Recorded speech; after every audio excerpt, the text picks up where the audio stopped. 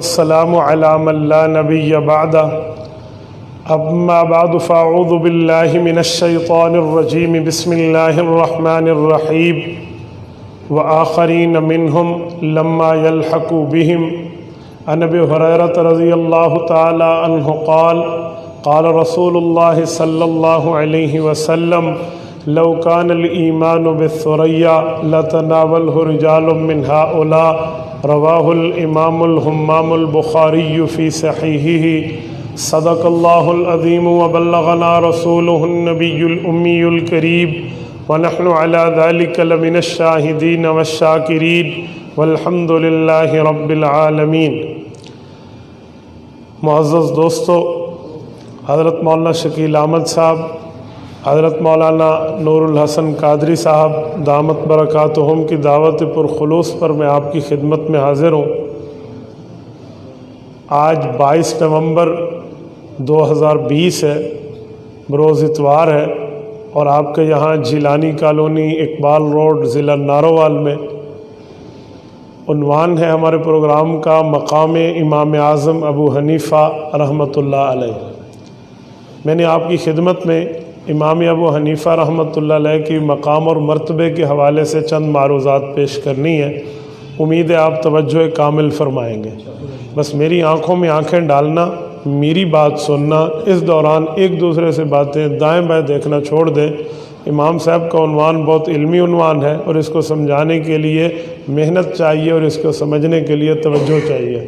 اگر توجہ سلپ ہو گئی نا تو پھر بعد میں آپ نے مولانا شکیل صاحب سے کہنا ہے ہمیں بات سمجھ نہیں آئی۔ وجہ نہ مولانا شکیل ہوگا نہ مفتی عبدالواحد ہوگا، وجہ آپ کی توجہ کی سلپنگ ہوگی، اسی لیے آپ توجہ رکھنا۔ میرے دوستو، امام اعظم ابو حنیفہ رحمۃ اللہ علیہ آج سے تقریباً 1350 سال پہلے کے آدمی ہیں۔ امام ابو حنیفہ کس زمانے میں پیدا ہوئے ہیں؟ یہ وہ زمانہ ہے جس زمانے کو حضور پاک علیہ السلام نے دعائیں دی ہیں۔ آپ کہیں گے کیسے؟ وہ حدیث پاک جو جمعے کے خطبے میں امام اپنے ہاتھ میں عصا لے کر پڑھتا ہے، اگر اس حدیث پاک پر غور کریں تو امام ابو حنیفہ کی پیدائش کا وقت سمجھ آتا ہے۔ وہ حدیث ہے خیر القرون قرنی ثم الذین یلونہم ثم الذین یلونہم۔ حضور علیہ السلام نے خبر دی ہے کہ 3 زمانے ایسے ہیں جن کو میں تمہارا پیغمبر بہتر فرما رہا ہوں۔ اللہ کے رسول بتائیے بہتر زمانوں میں پہلا زمانہ، دوسرا زمانہ، تیسرا زمانہ کون سا ہے؟ حضور پاک نے فرمایا قرنی، پہلے جب تک میں اس دھرتی پر موجود ہوں میں پردہ فرما کر نہ جاؤں میرا زمانہ ہے، یہ سب سے بہتر ہے۔ حضور علیہ السلام ٹھیک ہو گیا۔ دوسرا زمانہ کب ہوگا؟ فرمایا ثم الذین یلونہم، صحابہ کا زمانہ بہت بہتر رہے گا بعد کے زمانوں سے۔ ٹھیک ہو گیا یا رسول اللہ 2 زمانے۔ تیسرا زمانہ فرمایا ثم الذین یلونہم، تابعین کا زمانہ بہتر ہوگا بعد کے زمانوں سے۔ اب زمانے 3 ہیں، زمانہ نبوی، زمانہ صحابہ، زمانہ تابعین۔ پیغمبر کی ذات کا جو شاگرد بنے، زیارت کرے، مشرف با اسلام ہو، حضور کا دیدار کرے، وہ صحابی، اور جو پیغمبر کو نہ دیکھ سکے، نبی کے شاگرد کو دیکھے، نبی کے صحابی کو دیکھے، وہ تابعی۔ اب تابعی کون ہے؟ صحابی کون ہے؟ سورت نمبر 9 سورت توبہ آیت نمبر 100، 11واں پارہ، پہلا صفحہ۔ رب العزت ارشاد فرماتے ہیں والسابقون الاولون من المہاجرین والانصار، دین میں سب سے پہلے جلدی کر کے جو لوگ داخل ہوئے ہیں وہ مہاجرین اور انصار، یہ صحابہ ہیں، ان کا بڑا رتبہ ہے۔ اس کے بعد والذین اتبعوہم بإحسان، جو ان کے تابع بنیں گے نیکی کے اندر، ان کی اتباع کریں گے بھلائی کے اندر، یہ دوسرا اچھا طبقہ ہے۔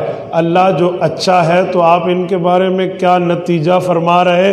فرمایا رضی اللہ عنہم ورضوا عنہ، یہ وہ طبقے کے لوگ ہیں، وہ پیغمبر کے صحابہ ہوں یا صحابہ کے تابعین ہوں، جن سے میں راضی اور وہ مجھ سے راضی۔ یہ 3 زمانے بہتر۔ اب یہ کب تک چلتے ہیں؟ کس زمانے سے شروع ہوئے، کس زمانے پہ ختم ہے، وہ سن کون سا ہے، وہ زمانہ کون سا ہے، وہ مہینہ کون سا ہے۔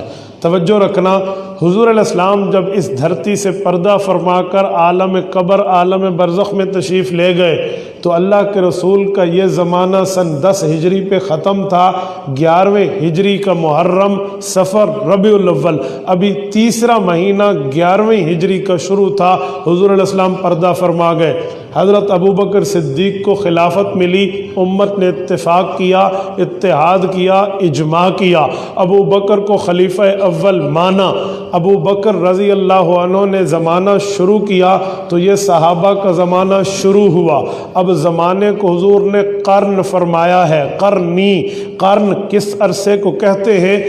عربی لغت میں لکھا ہوا ہے، قرن کا معنی ہوتا ہے 100 سنہ، 100 سال۔ 100 سال کا زمانہ قرن کہلاتا ہے۔ تو صحابہ کا زمانہ کب تک چلا؟ یہ بھی 100 سال چلا۔ جو حضور نے فرمایا وہ اللہ کے فرمانے پر فرمایا، جو حضور نے فرمایا وہ اللہ کے بتانے پر فرمایا، جو حضور پاک نے پیشن گوئی دی کہ دوسرا زمانہ بہتر، وہ اللہ کے اطلاع سے حضور نے پیشن گوئی دی۔ تو وہ صحابہ بھی 100 سال تک حضور کے بعد اس دھرتی پر زندہ رہے۔ اس کے بعد صحابہ کو اللہ نے اٹھا لیا، 100 سال تک یہ صحابہ کا زمانہ چلا ہے۔ مثلا دیکھیں، حضور پاک کے بعد 100 سال تک صحابہ کا زمانہ ہے، ان میں 30 سال پہلے یہ خلفائے راشدین کا زمانہ ہے۔ اس کے بعد حضرت امیر معاویہ رضی اللہ عنہ کی خلافت عادلہ کا زمانہ ہے، اور اس کے بعد پوری ترتیب ہے۔ یہ 110 ہجری تک رہے ہیں، 110 ہجری تک پیغمبر کے صحابہ موجود رہے ہیں۔ حافظ ابن حجر اسقلانی المتوفا 852 ہجری نے الاصابہ فی تمیز الصحابہ کے مقدمے میں لکھا ہے۔ امام ابن اسیر الجزری نے اسد الغابہ کے پیش لفظ میں لکھا ہے، صحابہ کرام 100 سال تک رہے۔ صحیح بخاری جلد اول کتاب العلم باب رفع علم کے تحت حضرت انس کی روایت موجود ہے۔ اس کے تحت فتح الباری میں بھی ہے، عمدۃ القاری میں بھی ہے۔ ان دونوں مقامات پہ لکھا ہوا ہے، حدثونی انی لا یحدثنکم احد بعدی۔ حضرت انس فرماتے تھے، لوگو یہ حدیث بصرے والو مجھ سے سن لو، اگر میرے بعد کوئی ہوگا تو وہ یوں نہیں کہہ سکے گا میں نے اپنے کانوں سے حضور سے سنا تھا۔ حضرت انس بصرہ کے آخری صحابی، عبداللہ ابن ابی اوفا کوفہ کے آخری صحابی، سدی ابن عجلان دمشق اور شام کے آخری صحابی، حضرت سہیل ابن عدی مدینہ منورہ کے آخری صحابی، حضرت عبداللہ ابن واصلہ مکہ مکرمہ کے آخری صحابی، یہ وہ صحابہ ہیں جو اپنے اپنے زمانے سے اس دھرتی سے رخصت ہوئے ہیں، اور اللہ رب العزت نے 100 سال تک انہیں وقت دیا۔ جب یہ تشریف لے گئے پھر ثم الذین یلونہم کا تیسرا دور شروع ہوا جو تابعین کا تھا، وہ سن 110 ہجری سے لے کر 100 سال چلا، 210 ہجری تک۔ گویا حضور دنیا سے گئے 10 ہجری، صحابہ گئے 110 ہجری، تابعین گئے 210 ہجری۔ یہ وہ زمانہ ہے جسے حضور نے خیر فرمایا، اچھا فرمایا، بھلائی والا فرمایا۔ خیر عربی زبان میں اس میں تفضیل ہے، جسے انگلش میں کہتے ہیں سپرلیٹو ڈگری ورلڈ، اس سے بڑا لفظ نہیں ہوتا۔ حضور نے وہ لفظ استعمال فرما کر بتایا کہ سب سے اچھا، سب سے بہتر زمانوں میں کسی زمانے کو دیکھنا ہو تو یہ اوقات ہے۔ اب یہ میں نے کیوں کہا، کس بنیاد پہ؟ میں امام ابو حنیفہ کی ڈیٹ آف برتھ بتانا چاہتا ہوں، ایئر آف برتھ بتانا چاہتا ہوں، تاریخ پیدائش بتانا چاہتا ہوں کہ امام اعظم ابو حنیفہ کب پیدا ہوئے ہیں۔ توجہ رکھنا، حضرت علی المرتضی رضی اللہ عنہ پیغمبر کے وہ صحابی ہیں، پیغمبر کے وہ خلیفہ ہیں، اللہ کے رسول کے وہ داماد ہیں جنہیں جمعے کے خطبے میں بھی حدیث میں ہم یاد کرتے ہیں، وَأَقْضَاهُمْ عَلِي، کہ حضرت علی المرتضی سیدنا حیدر کرار رضی اللہ عنہ کو رب نے یہ مرتبہ دیا تھا کہ وہ اس امت کے سب سے بڑے قاضی مشہور ہیں۔ ان میں اللہ نے قضاء کا مادہ، فیصلے کا مادہ ان میں رب العزت نے سمجھ کا مادہ اتنا رکھا تھا، حضور علیہ السلام نے اسے امت کا سب سے بڑا قاضی فرمایا ہے۔ یہ علی المرتضیٰ رضی اللہ عنہ حضرت عثمان غنی کی شہادت کے بعد فیصلہ کرتے ہیں کہ اب دارالخلافہ اسلامی حکومت کا مدینہ منورہ نہیں ہونا چاہیے۔ کیوں؟ جب بلوائی آئے ہیں، انہوں نے زیادتی کی ہے، امیر المؤمنین کے گھر کا محاصرہ کیا ہے، یہاں پھڈا ڈالا ہے، دھرنا دے کر لڑائی کی ہے، اگر دارالحکومت مسلمانوں کا مدینہ منورہ رہے گا، یہ تو احترام کی جگہ ہے، اعزاز کی جگہ ہے، یہ اکرام کی جگہ ہے، عزت کی جگہ ہے۔ ادھر دھرنے، ادھر لڑائیاں، ادھر فساد، ادھر پھڈے بازی نہیں ہونی چاہیے۔ یہ دارالخلافہ منتقل کرو۔ کہاں جائیں؟ حضرت عمر نے ایک شہر بسایا تھا جو عرب و عجم کے سنگم پہ واقع تھا، وہاں چھاونی تھی، وہاں یونیورسٹی تھی، اس یونیورسٹی کے وائس چانسلر عبداللہ ابن مسعود تھے، اور اس چھاونی کے سربراہ حضرت ابو عبیدہ اور خالد ابن ولید تھے رضی اللہ عنہم۔ حضرت علی نے فیصلہ کیا میں کوفہ جاتا ہوں، کوفہ یہ عرب و عجم کا سنگم ہے، ادھر جا کر ہم دارالحکومت قائم کرتے ہیں۔ علی المرتضیٰ کے اس فیصلے نے بعد میں آنے والی تاریخ ثابت کرتی ہے کہ حضرت علی کا فیصلہ 100% درست تھا۔ حضرت علی نے کوفہ سے مدینہ سے کوفہ دارالخلافہ منتقل کیا، یہاں آ گئے، یہاں علی المرتضیٰ کے شاگرد بڑھے، یہاں علی المرتضیٰ کے شاگردوں کی تعداد بڑھی۔ ان میں ایک شاگرد تھا جو حضرت علی کی خدمت کرتا تھا، اس کا نام زوتی ہے۔ اس کی کوشش ہوتی اس زمانے میں گھر سے فالودے کا پیالہ بناتا جو اس زمانے کا شایان شان تھا، وہ پیالہ مٹھائی کا بنا کر حضرت علی المرتضیٰ کو پیش کرتا، استاد مکرم نوش کرتے، یہ دل سے شادمان اور خوش ہو جاتا۔ ایک دن یہ فالودہ بلایا اور اپنے ہاتھوں میں اٹھا، آپ سارے ادھر دیکھتے ہیں، نہیں میں سبحان اللہ نہیں کلواتا، میں خطابت نہیں کر رہا، میں آپ سے توجہ چاہ رہا ہوں۔ میں نے پہلے کہا آپ دائیں بائیں نہ دیکھیں، آپ کو نہیں پتہ میں گفتگو کس طرز پہ کرتا ہوں، میرا انداز دلیل کے ساتھ ہے، نہ میں نے آپ سے نعرہ لگوانا ہے، نہ سبحان اللہ کہلوانی ہے، نہ یہ کہنا اونچا کہو نہیں، میں نہیں کہوں گا، میرا ایک مزاج ہے، میں صرف توجہ چاہتا ہوں۔ آپ نے دائیں بائیں دیکھنا ہے، میں نے رک جانا ہے۔ اپنے ہاتھ میں ایک نوائزدہ بچہ لے کر آیا وضوتی، اس کا بیٹا پیدا ہوا تھا، وہ حضرت علی المرتضیٰ کی گود میں اس نے آ کے رکھ دیا اور عرض کیا استاد جی آئندہ تو فلودہ لاتا رہوں گا، لیکن آج میرا بیٹا پیدا ہوا ہے، میں نے میری بیوی نے یہ طے کیا ہے اسے پہلی خوراک جائے تو علی المرتضیٰ کے ہاتھوں سے جائے، ہم تو آپ کے ہاتھوں سے دلوانا چاہ رہے ہیں۔ حضرت علی المرتضیٰ نے بچے کو لیا، اپنی زبان اس کی زبان میں دی، حضرت علی نے اس زمانے کی جو تحنیک ہوتی ہے جسے کہتے ہیں گھٹی، پہلی خوراک وہ حضرت علی نے دی، برکت کی دعا دی اور واپس کر دیا۔ نارووال کے غیرت مند مسلمانوں، یہ شخص کون تھا جسے علی نے اپنے ہاتھوں میں اٹھایا؟ یہ حضرت امام ابو حنیفہ کا والد ثابت بن زوتی ہے۔ مکانت الامام ابی حنیفہ فی الحدیث اٹھائیں، آپ کی مرضی، مناقب ابی حنیفہ و صاحبہ اٹھائیں، آپ کی مرضی، عقود الجمان فی مناقب النعمان اٹھائیں، آپ کی مرضی، ان تمامی کتب میں یہ واقعہ اس طرح تحریر موجود ہے۔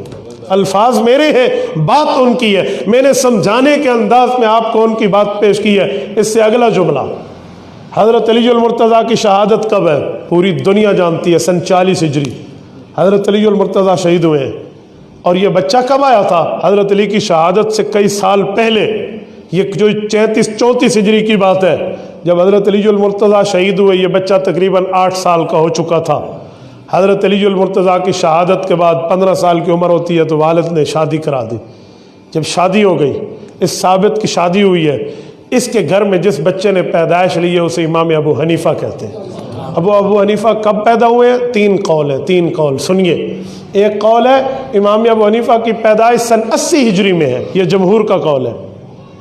ایک قول ہے امام ابو حنیفہ کے امام اسماعی فرماتے ہیں ان کی پیدائش سن 70 ہجری میں ہے، اور امام صاحب کے پوتے حماد بن اسماعیل بن حماد بن ابی حنیفہ یہ کہتے ہیں سن 60 ہجری میں۔ تینوں قول ہیں۔ اگر ہم سن 80 ہجری کا زمانہ امام صاحب کی پیدائش کا لیں، 90، 100 اور 110 صحابہ کا 30 سال زمانہ ابو حنیفہ نے پایا ہے۔ یہ میں نے اسی لیے تاریخ بتائی تھی۔ اگر 70 ہجری کا قول لیں تو 40 سال امام ابو حنیفہ نے صحابہ کا زمانہ حاصل کیا ہے، اور اگر سن 60 ہجری پوتے کا قول لیں تو آدھی صدی تک ابو حنیفہ صحابہ میں پلا اور بڑا ہے. 50 سال مذاق نہیں ہے. یہ میں کیوں کہہ رہا ہوں؟ اسی لیے کہ امام ابو حنیفہ کی فقاہت پہ صحابہ کی مہر تصدیق ہے.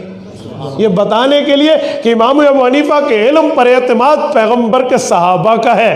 اسی زمانے میں پلا بڑا, اسی زمانے میں امام ابو حنیفہ کی زندگی ہے. اگر امام ابو حنیفہ رحمۃ اللہ علیہ کے فتویٰ اللہ کے رسول کی حدیث کے خلاف ہو, اگر امام ابو حنیفہ کی زندگی شریعت کے مخالف ہو, اگر امام صاحب کا مذہب اور مسلک قرآن اور حدیث کے خلاف ہو, جو پیغمبر کے صحابہ اپنے والد کو اگر وہ شریعت پہ بات کریں نہیں چھوڑتے, انہوں نے ابو حنیفہ کو کیوں آزاد چھوڑا تھا؟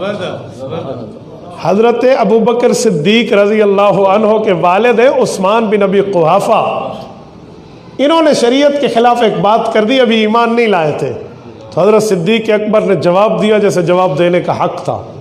ان نے حضور پاک کو شکایت لگائی, حضرت ابو بکر کو اللہ کے رسول نے بلایا تو حضرت ابو بکر نے عرض کیا, یا رسول اللہ لو کان السیف قریبا منی لقطعت او لضربت عنقا. خوش ہونا چاہیے اس بندے کو, اس نے تو آپ پر بات کی تھی, شریعت پر بات کی تھی, اس وقت ہاتھ میرا خالی تھا, اگر تلوار ہوتی تو آج دھڑ علیحدہ ہوتا, جسم علیحدہ ہوتا, اور سر علیحدہ ہوتا اور جسم علیحدہ ہوتا. یہ صدیق اکبر ہے, یہ صحابہ کا جذبہ ہے. ایک صحابی تھے, ان کو جنگ میں دوسرے صحابہ کرام کے ساتھیوں نے اس کے ایک بھائی کو گرفتار کیا. وہ بھائی کافر تھا. وہ جب گرفتار ہوا نا مسلمان صحابہ کے ہاتھ, تو اس کے دل میں ایک تسلی تھی, کہا جی میرا بھائی صحابی ہے, انہی کے اندر ہے, مجھے چھڑا لے گا. اتفاق اس کو باندھے ہوئے لا رہے ہیں اور وہ مسلمان بھائی آ رہا ہے سامنے سے. اس نے یوں دیکھا نا, نظریں پھیر لی, نے کہا اوئے بھائی میں تیرا وہ بھائی ہوں, ہم نے ایک ہی ماں سے دودھ پیا, ہمیں خون ہے. اس نے توجہ نہیں دی. جب اس نے بار بار اصرار کیا نا تو اس صحابی نے یوں دیکھا, کہا ٹھیک ہے, ایک ماں کی چھاتی سے دودھ پیا ہے, ایک خاندان کا خون ہے, لیکن تو اس وقت رسول اللہ کا مخالف بن کے آیا ہے, میں تجھے بھائی کیسے مانوں؟ اس نے کہا میں تیرا بھائی نہیں ہوں. انہوں نے بھائی سے نہیں کہا, بلکہ جو گرفتار کر کے صحابی لے کر جا رہا تھا نا, اسے کہا اس کی رسی کو تھوڑا ٹائٹ باندھ. انہوں نے کہا ٹائٹ باندھ؟ یہ بھائی کہنے لگا بابا مجھے ٹائٹ باندھے کیوں؟ انہوں نے کہا تو بھائی نہیں ہے, بھائی یہ ہے جو تجھے حضور پاک کی محبت کی خاطر باندھ رہا ہے, یہ بھائی ہے. انما المؤمنون اخوہ. انہوں نے تو اپنی محبت, مودت, عقیدت, یگانگت, پیار, مسرت کو اللہ کے دین پر قربان کر دیا تھا. یہ وہ طبقہ ہے.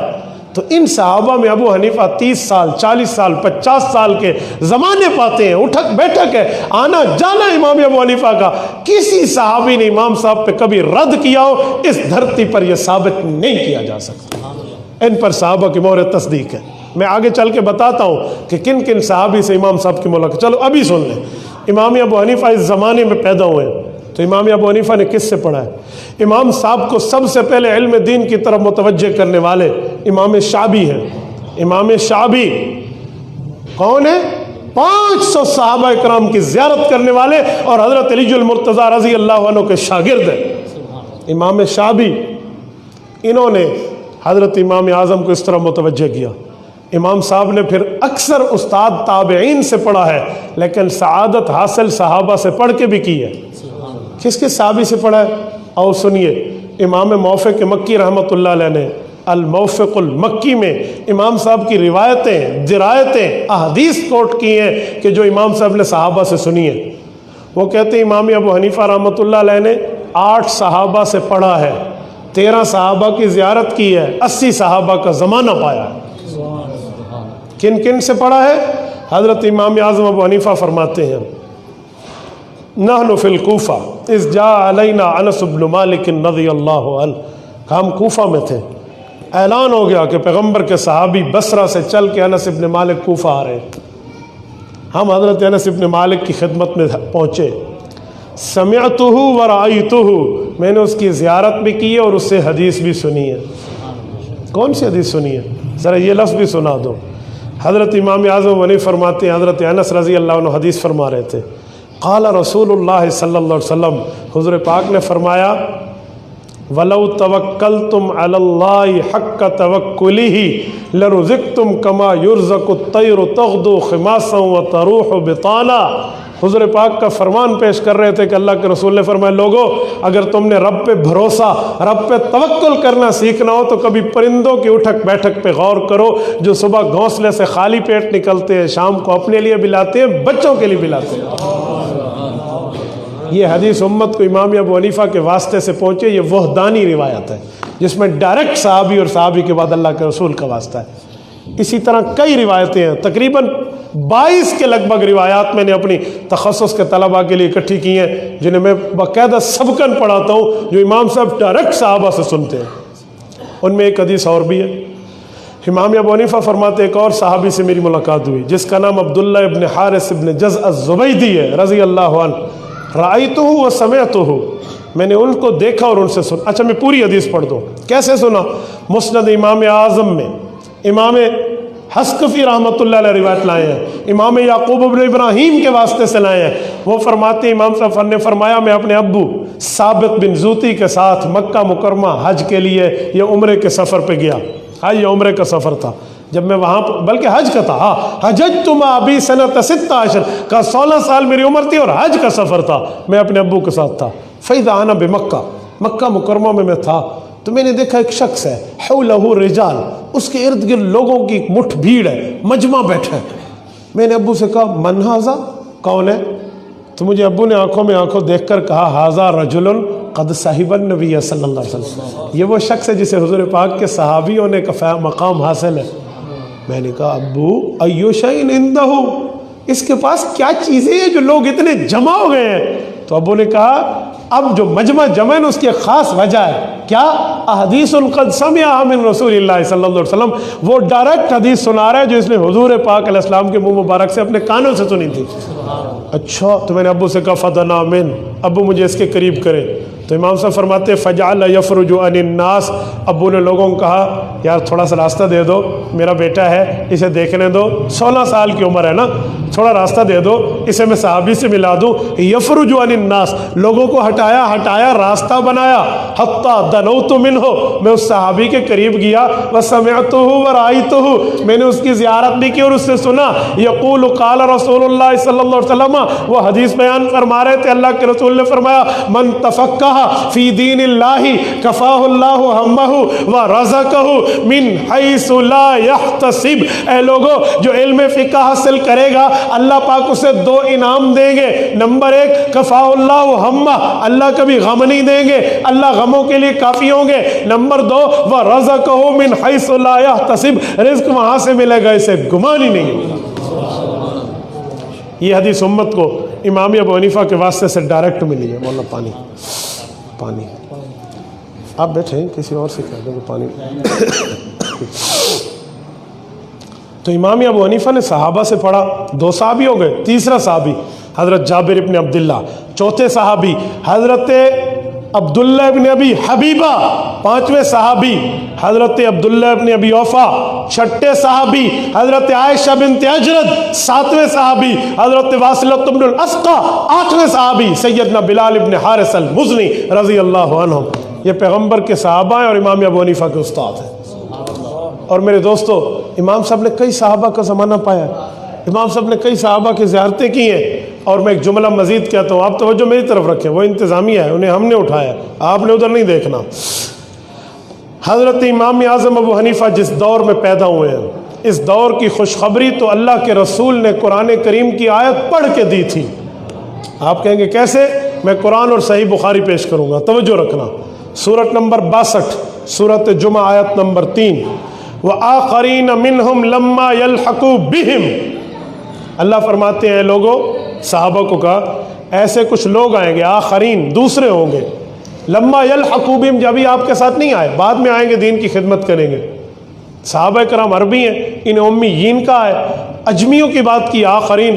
حضرت ابو ہریرہ کی حدیث پاک موجود ہے صحیح بخاری جلد نمبر 2 کتاب التفسیر میں، سورۃ جمعہ کی اس آیت کے تحت غالباً 637 کے لگ بھگ صفحہ بنتا ہے۔ حضرت امام اعظم ابو حنیفہ رحمۃ اللہ علیہ کی خوشخبری ہے۔ تو حضرت ابو ہریرہ کہتے ہیں میرے دل میں اٹھی یہ بات کہ اجمی کون ہے جن کے بارے میں اللہ کے رسول بات فرما رہے ہیں۔ تو میں آگے ہوا اور میں نے اللہ کے رسول سے پوچھا یا رسول اللہ آپ عربی ہم عربی، اللہ نے عربی زبان میں قرآن اتارا، اب قرآن اتر آیا تو ایک خوشخبری اجمیوں کی آ گئی، وہ کون سی شخصیت ہے، کون لوگ ہیں؟ تو اللہ کے رسول نے حضرت سلمان فارسی کے کندھے پہ ہاتھ رکھا، امام بخاری فرماتے اور اللہ کے رسول نے حدیث پڑھ دی، لو کان الایمان بالثریا، لو کان العلم بالثریا، لو کان الدین بالثریا، تینوں روایتیں ہیں، علم کا لفظ صحیح بخاری میں ہے، باقی مسلم میں اور مسند احمد میں ہے۔ فرمایا اگر ایمان، علم اور دین اتنا بلند ہو جائے گا کہ وہ ثریا ستارے پر پہنچ جائے، اتنا بلند ہو جائے، لَتَنَاوَلْهُ رِجَالٌ مِّنْ هَٰؤُلَاءِ، سلمان فارسی کی قوم یعنی فارسیوں میں سے، اجمیوں میں سے ایسے لوگ آئیں گے جو دین کو وہاں سے اتار کر آپ کی دسترس میں پیش کر دیں گے۔ حضرت ابو ہریرہ نے بات سنی اور بات سنی ہو گئی اور امت تک پہنچا دی۔ اب اجمی کون ہے؟ صحابہ کے بعد جو اجمی آئے ہیں جنہوں نے کوئی کارنامہ بھی تو سر انجام دیا ہو نا، وہی ہوں گے نا، کوئی عام بندہ تو نہیں ہوگا، تو وہ کون ہے؟ تو اس میں 4 ائمہ کا ذکر آتا ہے، 4 امام۔ جیسے اس مسجد میں داخل ہونے کے یہ دروازے بڑے 3 ہیں، قرآن کریم پڑھنے کے طریقے 7 ہیں، اسی طرح حدیث پاک پہ عمل کرنے کے طریقے 4 ہیں، حنفی، شافعی، مالکی، حنبلی۔ تو ان کے جو چاروں بڑے امام ہیں یہ صحابہ کے بعد آئے ہیں، مثلاً امام مالک ابن انس المدنی رحمۃ اللہ علیہ، امام شافعی رحمہ اللہ، حضرت امام احمد ابن حنبل رحمہ اللہ اور امام اعظم ابو حنیفہ۔ ذرا ان میں سرچ کرو، دیکھو عربی کون ہے، عجمی کون ہے، فیصلہ ہو جائے گا۔ امام مالک ابن انس کی قوم کا نام ہے بنو اصبحی، یہ عربی قبیلہ ہے، عجمی نہیں ہے۔ امام شافعی کے قبیلے کا نام ہے مطلبی قریشی، مطلبی قریشی قبیلہ عربی ہے، عجمی نہیں ہے۔ امام احمد کے قبیلے کا نام ہے بنو شیبان، شیبانی قبیلہ عربی ہے، عجمی نہیں ہے۔ تو وہ کون ہے جو صحابہ کے بعد عجمی ہے؟ تو امام جلال الدین سیوطی رحمۃ اللہ علیہ، المتوفی 911 ہجری، ایک واضح جملہ ارشاد فرماتے ہیں تبییض الصحیفہ اپنی کتاب میں، حالانکہ شافعی ہیں مسلک کے لحاظ سے۔ امام سیوطی لکھتے ہیں اول من دون علم الشریعہ ورتبہ ابوابا فهو ابو حنیفہ قد بشرہ النبی صلی اللہ علیہ وسلم۔ کہا جس شخص نے آ کر دین کو ترتیب سے لکھ کر صحابہ کے بعد امت کو دیا ہے وہ امام ابو حنیفہ ہے، جس کی خوشخبری حضور پاک دے کر گئے تھے۔ اچھے زمانے میں پیدا ہوئے، بات قرآن نے کی ہے، تشریح حضور کے فرمان نے کی ہے، اور یہ عجمی امام ابو حنیفہ کی ذات اقدس ہے۔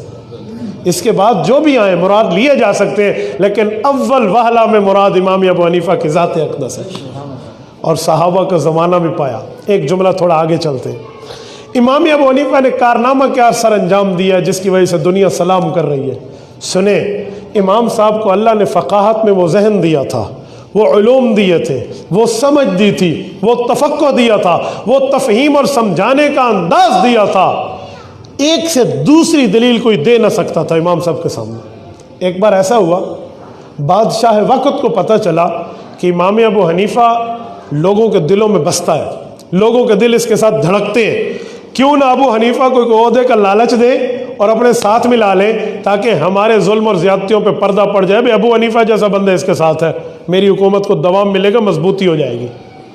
300 اس کے وزراء تھے جن میں مولوی بھی تھے، ان لوگوں نے پڑھایا، لکھایا، بتایا، سمجھایا بادشاہ کو یوں کہنا ہے، یوں کہنا ہے، یوں کہنا ہے، یوں کہنا ہے۔ ابو حنیفہ بہت تیز آدمی ہے، بہت بڑا عالم ہے، وہ یہ دلیل دے گا اور یہ دے گا، تو نے کوشش کرنی ہے اور کوشش کر کے آپ نے اس مسئلے کو حل کرنا ہے۔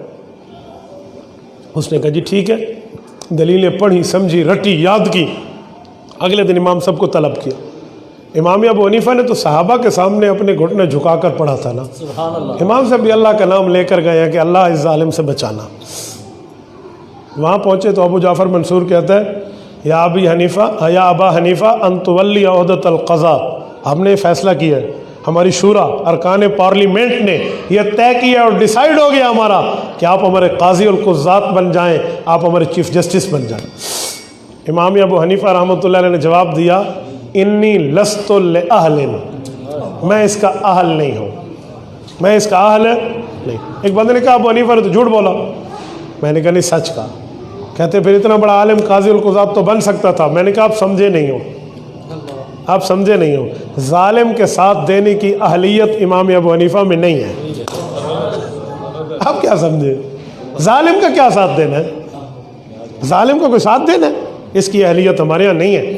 میں مثال دے رہا ہوں، یوں ہاتھ باندھو، اللہ سے مانگو تو میں باندھ سکتا ہوں، بت کے سامنے کو میرے ہاتھ بندھوائے یہ اہلیت مجھ میں نہیں ہے۔ تو امام صاحب نے تو سچ کہا، لیکن بادشاہ نے امام صاحب کے سامنے جھکنا تھا نا، رب نے اسے جھکانا تھا، تو اس نے بھی یہی بولا جو آج دنیا کہہ رہی ہے کہ ابو حنیفہ نے جھوٹ بولا۔ انہوں نے کہا قد کذبتا، تو نے جھوٹ بولا۔ امام صاحب نے بھی دل میں سوچا ہوگا اب تو لین پہ آ گیا۔ امام صاحب نے دونوں ہاتھ پکڑے، حضرت ہاتھ دکھائیں، میں ذرا سمجھانے کے لیے بات کروں، یوں ہاتھ پکڑے اور کہا بادشاہ سلامت، دو باتیں ہیں، اگر ہوں میں جھوٹا تو آپ ہیں سچے، اگر ہوں میں جھوٹا تو آپ سچے ہیں نا، تو پھر جھوٹے آدمی کو قاضی سچا بندہ نہیں بناتا، اور اگر ہوں میں سچا اور آپ ہیں جھوٹے تو جھوٹے بندے کو خلافت کا اہل نہیں سمجھتے، تو حکومت تو استعفیٰ دے، چھاڑ دے خلافت، اے تو کہہ لائی ہوئی ہے، اگر تو سچا ہے تو پھر میں قاضی نہیں بن سکتا، میں کاذب ہوں، کاذب قاضی نہیں بنتا، ان القاذب لیس باہل القضاء، وہ قاضی نہیں بن سکتا، اور اگر میں صادق ہوں اور تو کاذب ہے تو خلافت تے کیوں بیٹھے، چل۔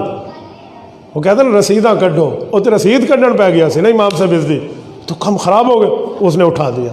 مولویوں کو رات کو کہا تمہارا تختہ خراب ہو، تو نے کس سے میرا واسطہ ڈال دیا؟ میری بات کا مطلب ابو حنیفہ کے سامنے دوسری دلیل کوئی اماں جی کا بیٹا نہیں دے سکتا تھا۔ اسی طرح امام ابو حنیفہ کے بارے میں ایک بات ہے کہ کبھی گفتگو کرتے تھے نا سوچ کے کرتے۔ ایک دن نائی کے پاس گئے بال کٹانے کے لیے، سر سے پگڑی اتاری تو اس میں کچھ بال عمر میں سے ابھی ہوئی نہیں تھی بوڑھی، کچھ سر کے بال سفید ہو گئے تھے، تو امام صاحب نے اسے کہا کہ یہ سر کے بال کھینچ لے، یہ سفید ہے، سر میں سفید بال آ گئے نا تو کھینچ لے، داڑھی کا مسئلہ اور ہے، سر کا اور ہے، سر سے کھینچ لے سفید بال۔ نائی بہت سست تھا، بہت اس کو سستی چڑھی ہوئی تھی، اس نے کہا کیا کر، انہوں نے کہا حضرت ہمارا تجربہ ہے جو بال کھینچے نا وہ بڑھ جاتے ہیں۔ اس نے قیاس پیش کیا، دلیل پیش کی کہ اس سے میری جان چھوٹ جائے گی، کسی اور کی حجامت کر لوں گا 2 روپے تو ملیں گے۔ انہوں نے کہا جی سر کے سفید بال کھینچے تو ہمارا تجربہ ہے جو بال کھینچے وہ بڑھ جاتے ہیں، تو امام سے نے کہا پھر کالے کھینچ لیں، نہیں سمجھے، کالے تو زیادہ، انہوں نے کہا بھائی وہ چٹی میں کھینچ لینا، وہ جڑے سفید رہے وہی ٹھیک ہے، تو اس کا قیاس تو اسے مات دے گا۔ ایک اور مثال سناؤں، امام ابو حنیفہ رحمۃ اللہ تعالیٰ علیہ کے پاس ایک بار ایک مسئلہ آیا، 15 آدمی بحث کرتے ہوئے پہنچ گئے، توجہ رکھنا، اور 15 کے 15 نے آ کے امام صاحب پہ چڑھائی کر دیا، آپ نے ایسے کہا، آپ نے ایسے کہا، سارے بول رہے ہیں سارے۔ امام صاحب بڑے چپ ہو گئے، یار کیا بات ہے، بتاؤ کوئی ذرا طریقے سے آداب سے بندہ بات کرتا ہے۔ انہوں نے کہا جی آپ نے کل فتویٰ دیا تھا فلاں علاقے میں، میں تو روز فتوے دیتا ہوں بابا، میرا تو کام ہی فتوے دینا ہے، کون سا فتویٰ؟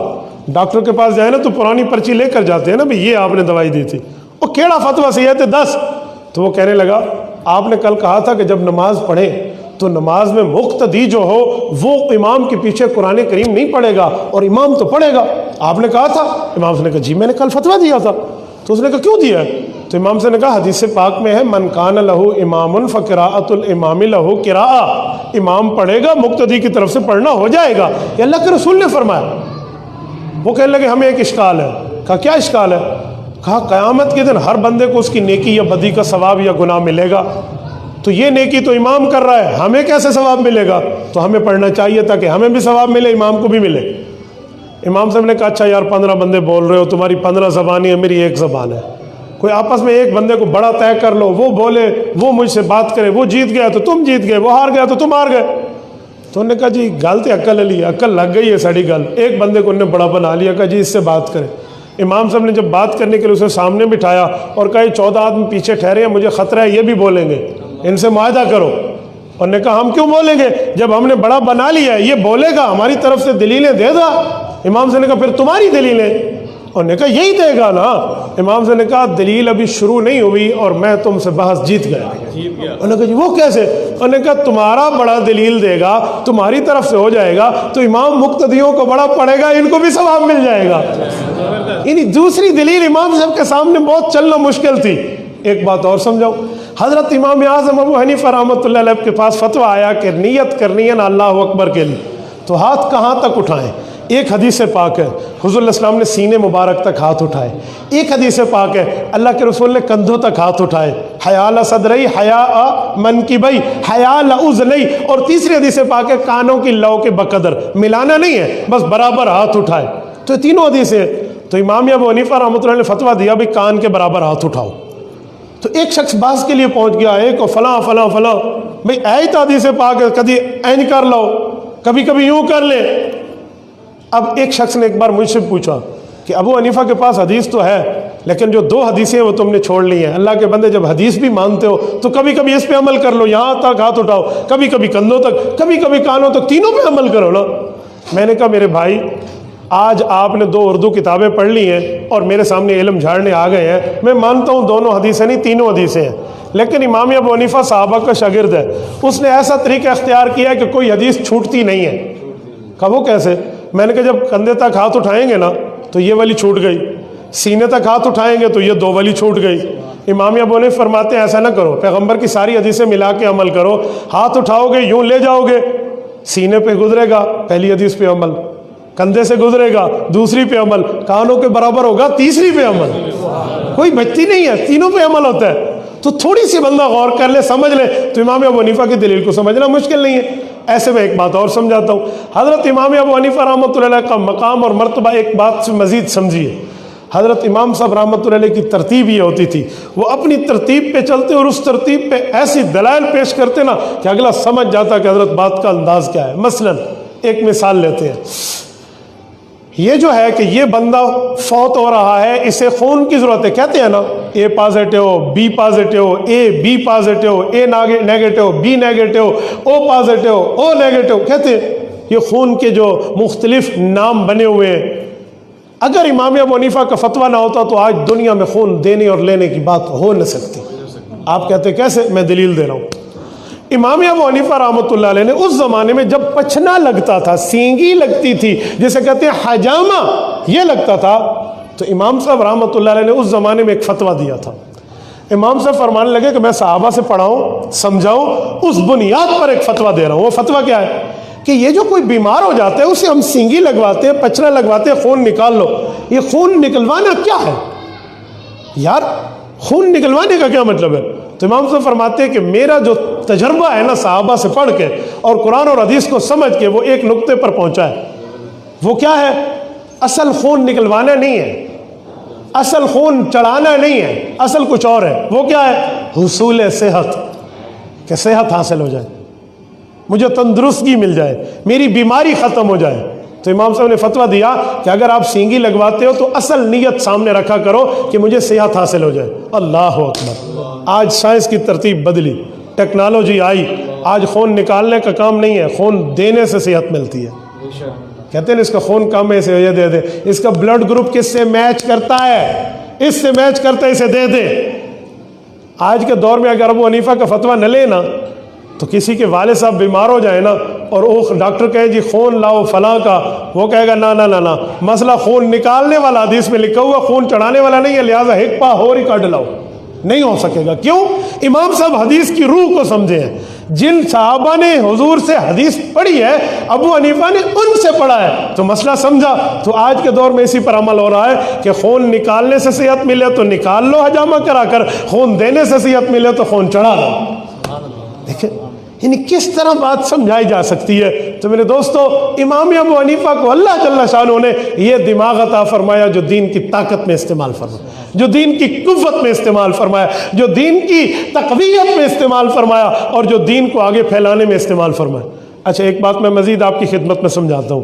حضرت امام اعظم ابو حنیفہ سے کسی نے پوچھا کہ حضرت آپ یہ بتائیں آپ فتویٰ کیسے دیتے ہیں؟ انہوں نے فرمایا میں قرآن کریم میں دیکھتا ہوں، جواب ملتا ہے دے دیتا ہوں. کہا پھر؟ کہ اگر کوئی مسئلہ ایسا ہو واضح حل قرآن میں نہ ہو، واضح حل، تو میں حدیث پاک میں دیکھ لیتا ہوں. تو کہا جی پھر؟ کہ اگر مسئلہ ایسے ہو کہ واضح حل حدیث پاک میں بھی نہ ہو تو میں دونوں کو سامنے رکھتا ہوں اور اپنے استادوں سے پڑھے ہوئے تجربے کو سامنے رکھتا ہوں اور اس سے مسئلہ نکال لیتا ہوں. اللہ، یہ ہوتے بات کو ملا کر سمجھانا، بات کو کسی انداز میں سمجھانا، کس طرز پہ، کس لہجے میں، کس پیرائے میں سمجھانا ہے. یہ ایک فقیہ پر بات ختم ہے. اور فقیہ کون ہے؟ صحیح بخاری میں امام بخاری روایت لائے ہیں، حضرت معاویہ رضی اللہ عنہ کے واسطے سے اللہ کے رسول نے فرمایا کہ جس شخص کے ساتھ رب العزت اچھائی کا ارادہ کر دے اسے ایک نعمت دیتے ہیں، اللہ کے رسول وہ کون سی نعمت ہے؟ فرمایا اسے دین کی فقاہت عطا فرما دیتے. من یرد اللہ بہ خیرا یفقہہ فی الدین، جس کے ساتھ رب بھلائی کا، پیار کا، محبت کا، تعلق کا، اچھائی کا ارادہ کر لے، اللہ اسے دین میں فقاہت عطا فرماتے. یہ فقہ امام ابو حنیفہ کی ہے یہی کہ قرآن حدیث سے ملا کر تجربے کی بنیاد پہ چیز بتا دو، اور یہ چیز تو قرآن کریم سے ثابت ہے. مثلا سورۃ اعراف آیت نمبر 3، اتبعوا ما انزل الیکم من ربکم، اللہ کا قرآن مانو.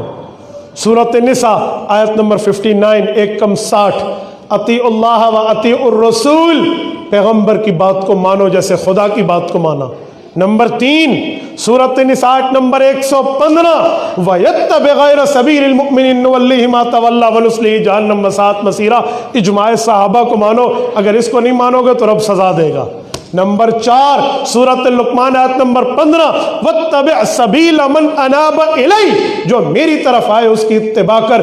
اس سے مراد قیاس کی دلیل ہے، تو قیاس شرعی کو مانو. تو دین اسلام کے 4 اساس قرآن، سنت، اجماع، قیاس، یہ چاروں امام ابو حنیفہ پیش فرما رہے ہیں.